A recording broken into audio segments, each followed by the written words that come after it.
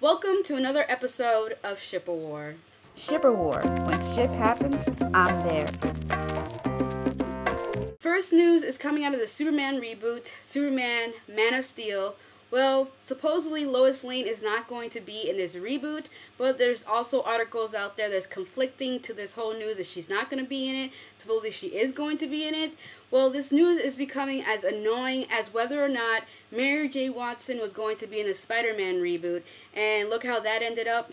She's not going to be in the first installment of the new Spider-Man reboot. So whether or not Lois Lane is going to be in this new Superman film is still up in the air. Nobody knows whether she's going to be in it or not. Personally speaking, I hope she's not in it because for me, Lois Lane was never one of my favorite characters in the Superman movies. She was just always a very annoying, unlikable character. And also, if they want to do something different with the Superman films, it's completely different from the previous films. I believe they should start in a period of time, Superman's life, that predates his time at the Daily Planet with Lois Lane, which I'm kind of thinking a time period after his time in Smallville, in between that to his time at the Daily Planet. So basically, I'm thinking they should focus on the period of time where he's in the Fortress of Solitude training, where he's traveling the world and just, you know, learning more of the human race. I think a movie like that will be amazing because that's something they haven't really focused on film, and it'll be something new. It'll be kind of like Batman Begins, where they actually focus on Bruce Wayne's training in between, you know, after he's just like this low-life kid to becoming a superhero. I think this would be a great opportunity for them to do something else with the Superman franchise and just change it up, much like what they've done with the Batman franchise and what they're doing now with the Spider-Man franchise. If they cannot cast Lois Lane, at least at the first film, it'll be something completely different from any of the previous films.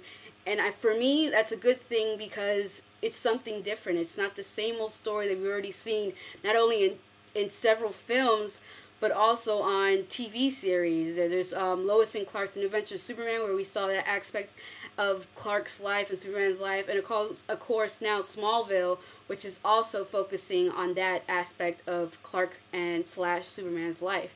So it'll be something new and refreshing. And that's what the Superman franchise needs at this moment, is something new and refreshing. Sorry for the rant. I'm a big Superman fan, if you couldn't tell.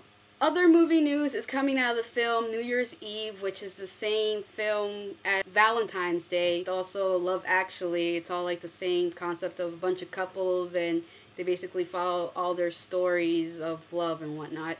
Well, Katherine Hagel has actually been cast and she's actually replacing Halle Berry's character in the film. So if you're looking forward to Halle Berry in this film, well, I'll look forward to it because now Katherine Hagel is going to be playing the character that Halle Berry was going to play, meaning Halle Berry is no longer in the film. The official poster for the film, Something Bar, has been released. It's a romantic comedy movie about a wedding.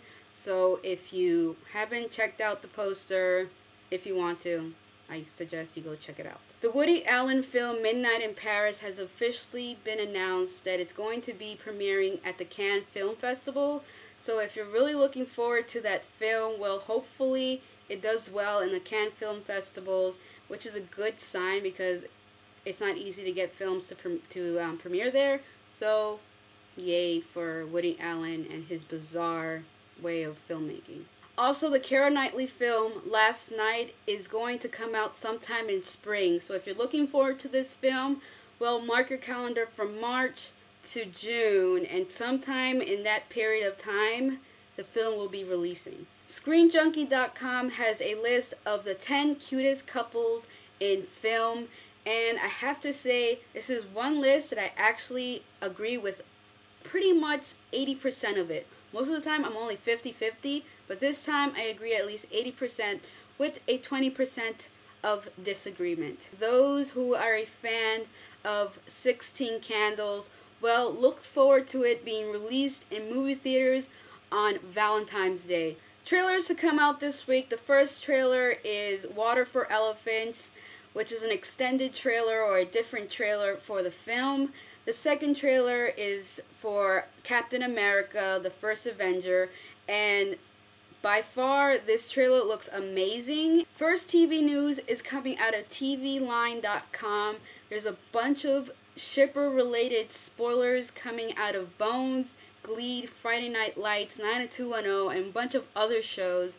So if you're a fan of those shows, I suggest you check out this link and just fill yourself with a bunch of shipper related spoilers if you haven't already. And the last TV news and news in general is coming out of E-Online. They have a poll where you can basically vote on your favorite couple, and they have a huge list of different couples from different TV shows that you can vote. So if your couple is on that list, I suggest you go there and show your support and vote for them. So that is all for this episode of Shipper War. Goodbye and until next time.